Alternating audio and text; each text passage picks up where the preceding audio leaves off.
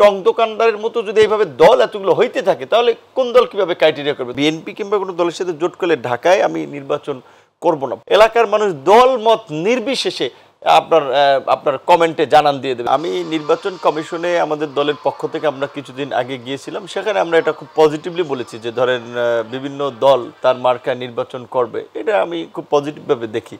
কারণ হচ্ছে যে ওই বড় দলগুলোর উপরে একেবারে ডিপেন্ডেন্সির ফলে ছোট দলগুলো নিবন্ধিত থাকে, কিন্তু দেখা যায় এই সমস্ত দলের অনেকের নামও জানে না, মার্কাও চিনে না। বাংলাদেশে এখন বোধহয় প্রায় 60টির মতো দল নিবন্ধিত, কিন্তু প্রকৃত অর্থে যদি ক্রাইটেরিয়া বিবেচনা করা হয় 8 থেকে 10টা দলের বেশি নিবন্ধন টিকবে না।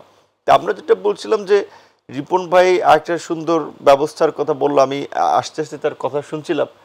সংসদ সদস্য হলে তার আকাঙ্ক্ষা ছিল একেবারে সিম্পল একটা লাইফ লিড করে মানুষের জন্য একটা দৃষ্টান্ত স্থাপন করবেন। আমরা এই ধরনের একটা চিন্তা ভাবনা করি। রিপন ভাই শিক্ষিত মানুষ, বিভিন্ন দেশে ঘুরেছেন দলের প্রতিনিধি হিসেবে, কাজে ওই সমস্ত দেশের রাজনীতি ফিলোসফি দেখে নিজের দেশেও সেটা ইমপ্লিমেন্ট করতে চান।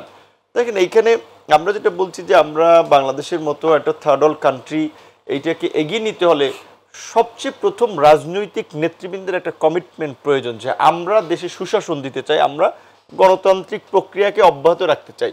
তো সেই ক্ষেত্রে রাজনৈতিক দলগুলো যেন দুর্নীতি থেকে দূরে থাকতে পারে, কালো টাকা থেকে যেন দূরে থাকতে পারে। তো তাহলে এই জন্য একটা ব্যবস্থা থাকা দরকার। নির্বাচন কমিশনে আমরা এবার প্রস্তাব করেছিলাম যে নির্বাচনী খরচ কমানোর জন্য প্রার্থীর কোনো ধরনের প্রচার প্রচারণায় পোস্টার, ফেস্টুন, বিলবোর্ড থাকবে না। কারণ এই বিলবোর্ড লাগাই দিয়ে মাথা ফোড়ায় আরেকজনের, মার্ডার করে ফেলায় পোস্টার লাগাইতে গিয়ে।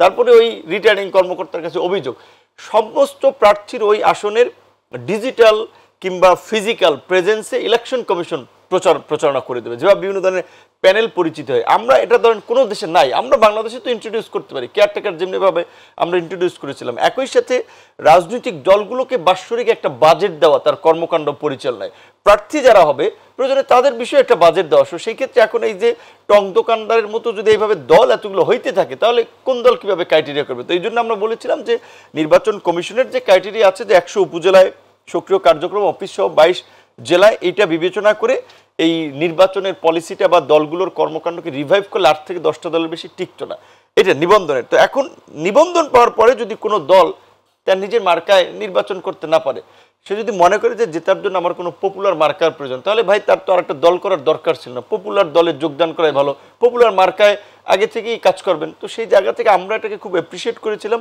যদিও আমাদের বন্ধুপ্রতিম অনেক সংগঠন নেতা আবার আমাদের প্রতি রাগ করেছেন যে আমরা এটা কেন বললাম, কারণ তারা পপুলার দলের মার্কা নিয়ে ভোট করতে চায়।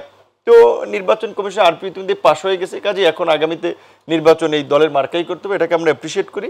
আর আমাদের যাদের সাথে জোট হোক সেখানে আমরা অন্তত একটা সম্মানজনকভাবে একটা আসন সমঝোতা না হলে হয়তো আমাদের এককভাবেই প্রার্থী দেওয়া হবে 300 আসনেই। বিএনপি কিংবা কোনো দলের সাথে জোট করলে ঢাকায় আমি নির্বাচন করব না। প্রথম হচ্ছে যে ঢাকায় নির্বাচন করতে যেই অর্থের প্রয়োজন সেই অর্থ আমার নাই। দ্বিতীয়ত ঢাকায় নির্বাচন করার জন্য যে কনস্টিটিউয়েন্সি আছে প্রস্তুতি, আমরা ওইভাবে কাজ করিনি। সো হঠাৎ করে আমরা যদি কোনো জোটের সাথে সমঝোতা দিই, আমি সেটা করবো না। আমি আমার এলাকা গুছিয়েছি, এবং এলাকা আপনি যান মানুষের সামনে বুম ধরবেন, এলাকার মানুষ দল মত নির্বিশেষে আপনার কমেন্টে জানান দিয়ে দেবে।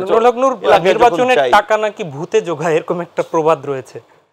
এইটা বাংলাদেশের প্রেক্ষাপটে তো আছে, কারণ যত কথাই বলুক সহিশুদ্ধ কথা, যারা উইনেবল প্রার্থী তাদের একটা ইলেকশন উঠাইতে প্রায় 8-10 কোটি টাকার মতো খরচ হয়ে যায়। এখন আমরা যেমন এখন পর্যন্ত যেটা এলাকায় যাই, আমরা ছোটোখাটোভাবে একটা প্রোগ্রাম করে আসি, সেই ক্ষেত্রে আমরা হয়তো সবাই জোড়াতালি দিয়ে আমরা একটা কাজ করি বা এটা অর্থ সংস্থান করার চেষ্টা করে থাকি। এবং আমার ইতিমধ্যেই ধরেন বেশ কিছু মানুষ কমিটমেন্ট দিচ্ছে যে ভাই আপনি যদি এই প্রার্থী হন, এই ইউনিয়নের পোস্টার আমি করে দেবো, এই এলাকার খরচটা আমি দেবো।